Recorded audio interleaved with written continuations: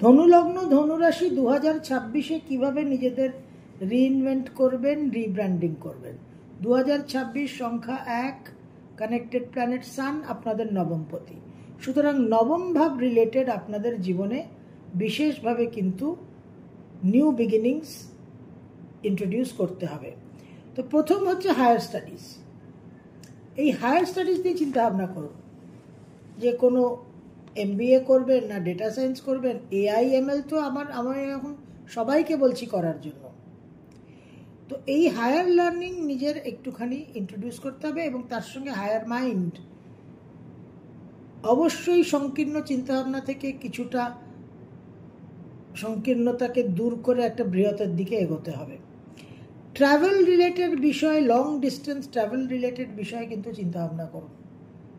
যাদের অনেক ট্রাভেল করতে হয় আপনারা নতুনভাবে ট্রাভেলটাকে এমনভাবে প্ল্যান করুন যাতে ফ্যামিলি লাইফও আপনাদের সেইভাবে ডিস্টার্ব না হয়।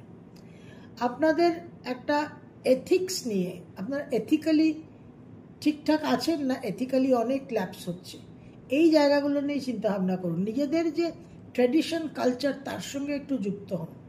যাদের কোনো সম্পর্ক নেই নিজেদের ট্র্যাডিশন কালচারের সঙ্গে আপনারা মিনিমাম একটা সম্পর্ক স্থাপন করুন।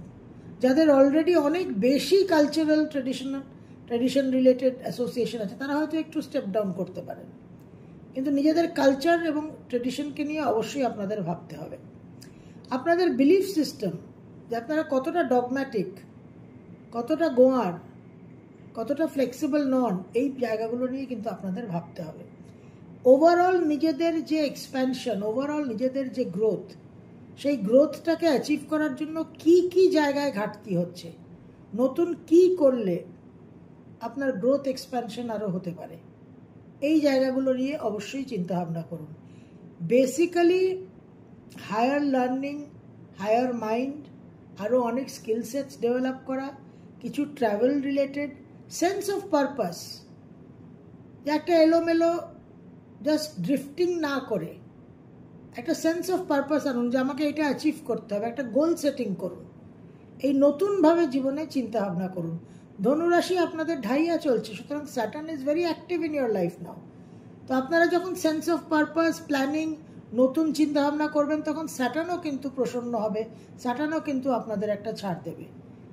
তো এইভাবে নতুনত্ব আনুন জীবনে, নতুন অধ্যায়কে ইন্ট্রোডিউস করুন। অবশ্যই 2026-এ একটা পজিটিভ এনার্জি ফিল করবেন এবং ঢাইয়ার যে প্রেশার সেটা অনেকটাই রিলিজ হবে।